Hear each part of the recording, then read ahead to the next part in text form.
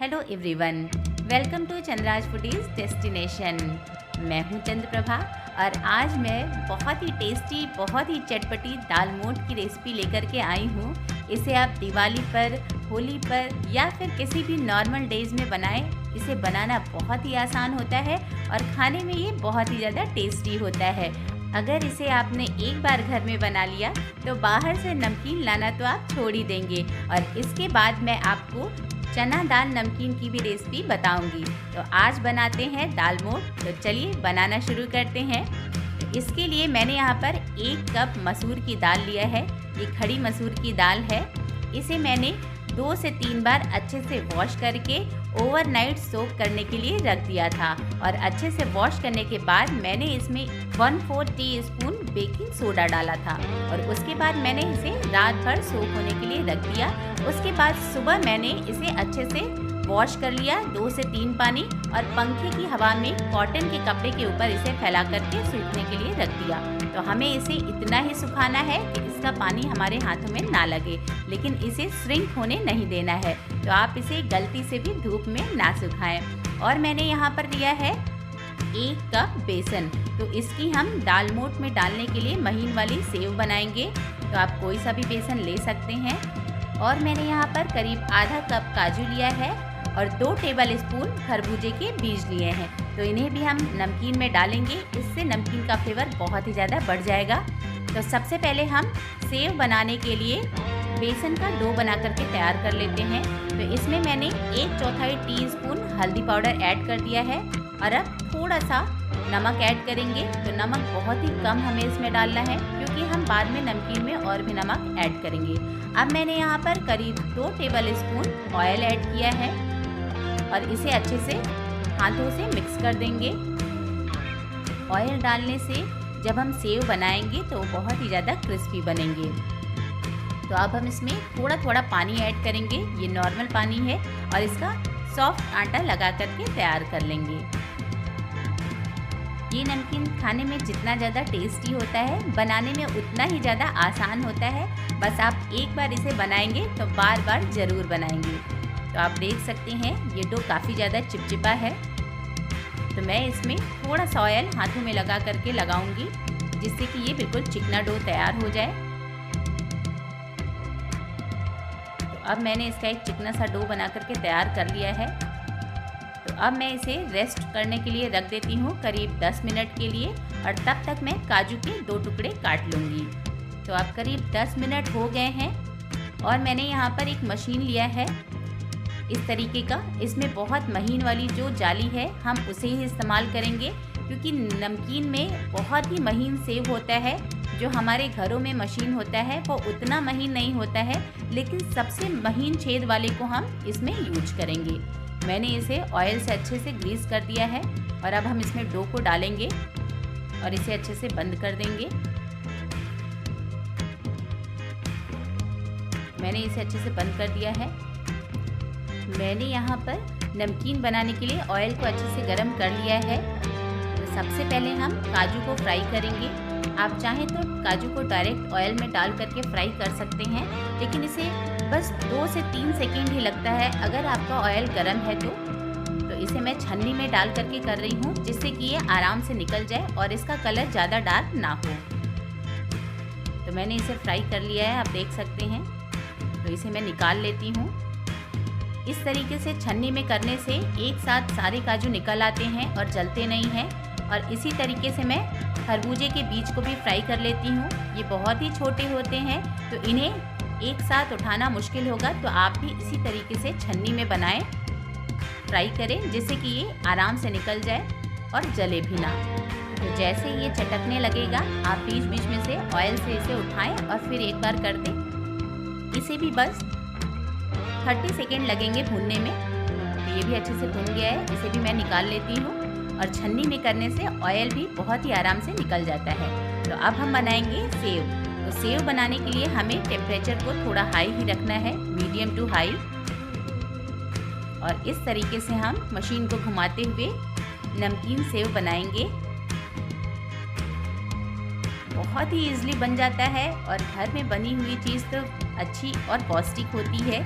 बिल्कुल साफ़ सुथरी होती है। तो आप एक बार इसे ज़रूर ट्राई करें, आपको ये बहुत पसंद आएगा। और इसे बनाने में बहुत ही कम टाइम लगता है। इस सेव को भी फ्राई होने में बस 5 मिनट के करीब ही टाइम लगेगा, बहुत ज़्यादा टाइम नहीं लगता है। तो इसे हम एक बार पलट देंगे और दूसरे साइड से भी क्रिस्पी होने तक फ्राई करेंगे। ये बहुत पतला सेव है, इसलिए इसे फ्राई करने में बिल्कुल भी टाइम नहीं लगेगा। और इसे आप डार्क कलर का ना बनाएं, नहीं तो ये जल जाएंगे। ये गोल्डन कलर में ही, येलो कलर में ही अच्छे लगते हैं। इसमें हमने सिर्फ हल्दी का इस्तेमाल किया है और आप देख सकते हैं इसका कलर बहुत ही अच्छा आया है। तो अब ये अच्छे से क्रिस्पी हो गए हैं, मैं इन्हें निकाल लेती हूँ। तो आपको भी तब पता चल जाएगा कि ये क्रिस्पी हो गए हैं जब इसका झाग अच्छे से ख़त्म हो जाएगा। तो इसका झाग अच्छे से निकल गया था। तो अब ये बहुत ही अच्छे क्रिस्पी हो गए हैं। तो अब हम इन्हें साइड में रखेंगे और अब हम फ्राई करेंगे मसूर की दाल। तो इसे आप 2 या 3 बैचेज में फ्राई कर सकते हैं, लेकिन मेरी कढ़ाई थोड़ी सी फैली हुई है तो मैंने एक ही बार में पूरा इसमें डाल दिया है। और अब हम इसे भी तब तक फ्राई करेंगे जब तक ये बिल्कुल क्रिस्पी नहीं हो जाते। तो जैसे ही झाग बनना ख़त्म हो जाएगा, ये अच्छे से क्रिस्पी हो जाएंगे। और 1-2 दाल को आप देख सकते हैं हाथों से दबा करके। तो अगर ये क्रिस्पी हो जाएंगे तो वो बिल्कुल मैश हो जाएगा एकदम। तो ये देखिए अब झाग काफ़ी अच्छे से कम हो गया है। तो मैं इसे भी निकाल लेती हूँ। अगर आप 2 से 3 बैच में इसे फ्राई करेंगे तो आपके ऑयल में बिल्कुल भी झाग नहीं रहेगा। मैंने एक साथ फ्राई किया है इसलिए थोड़ा सा झाग दिख रहा है, लेकिन मैंने इसे चेक कर लिया है, ये अच्छे से क्रिस्प हो गया है। और इस तरीके से छन्नी में निकालने से ऑयल बहुत ही अच्छे से बाहर रिलीज हो जाता है। ये देखिए मैंने सभी को रेडी कर लिया है। तो सबसे पहले हम सेव को अच्छे से क्रश कर देंगे, इसे हम थोड़ा छोटा कर देंगे। ये हमारे सेव देख सकते हैं आप बहुत ही क्रिस्पी और अच्छे बनकर के रेडी हो गए हैं।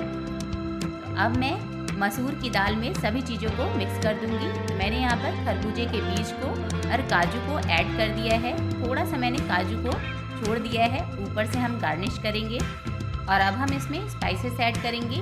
तो टेस्ट के अकॉर्डिंग आप इसमें लाल मिर्च पाउडर ऐड करें। मैंने यहाँ पर Kashmiri red chilli powder 1/2 teaspoon add किया है।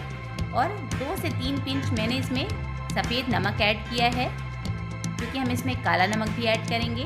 फिर मैंने यहाँ पर थोड़ा सा काला नमक ऐड किया है। 1/2 टीस्पून जीरा पाउडर ऐड किया है। 1/2 टीस्पून चाट मसाला ऐड करेंगे, इससे इसका फ्लेवर बहुत ही अच्छा आएगा। और थोड़ा सा हमने यहाँ पर ब्लैक पेपर को क्रश करके ऐड किया है। और अब मैं सारी चीज़ों को अच्छे से मिक्स होने तक मिलाऊंगी।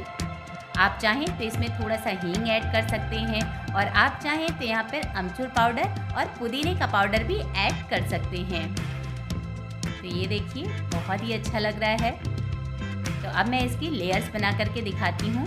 तो एक कांच के बाउल में मैंने थोड़ा सा पहले मसूर दाल वाला नमकीन डाला है, उसके ऊपर हम सेव नमकीन ऐड करेंगे।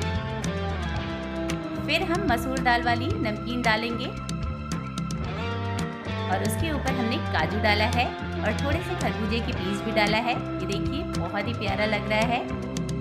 आप इसे लेयर्स में भी देख सकते हैं इजली। बहुत ही टेस्टी और बहुत ही क्रिस्पी नमकीन बनकर के तैयार हुआ है। ये देखने में भी बहुत ही प्यारा लग रहा है। तो इसे भी मैं मिक्स कर देती हूँ और एक कंटेनर में हम इसे भर करके रख देंगे। तो आप देख सकते हैं बहुत ही टेस्टी और बहुत ही अट्रैक्टिव नमकीन लग रहा है ये। तो आप एक बार इसे ज़रूर से ट्राई करें, आपको ये बहुत पसंद आएगा। और एक बार बना करके आप इसे अच्छे से ठंडा करें और कंटेनर में भर करके रख दें। उसके बाद आप इसे 2 से 3 महीने तक बहुत ही आराम से खा सकते हैं। तो मैंने इसे एक कंटेनर में भर करके रख दिया है और साथ ही मैंने चना दाल नमकीन भी बनाया है, इसे भी मैंने एक कंटेनर में भर करके रख दिया है।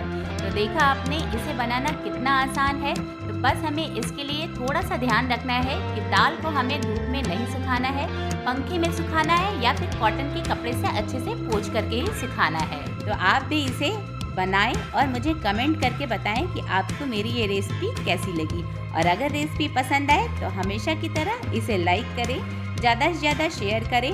और अगर मेरे चैनल की रेसिपीज़ पसंद आती हैं तो चैनल को सब्सक्राइब जरूर करें और बेल आइकन को हिट करना बिल्कुल मत भूलिएगा, जिससे मेरी आने वाली नई वीडियोस की नोटिफिकेशन सबसे पहले आपके पास पहुंचे। तो फिर बने रहिए मेरे साथ मेरे चैनल पे ऐसी ही सिंपल, टेस्टी और डिलीशियस रेसिपीज देखने के लिए। मिलती हूँ अगली वीडियो में, तब तक के लिए थैंक्स फॉर वॉचिंग।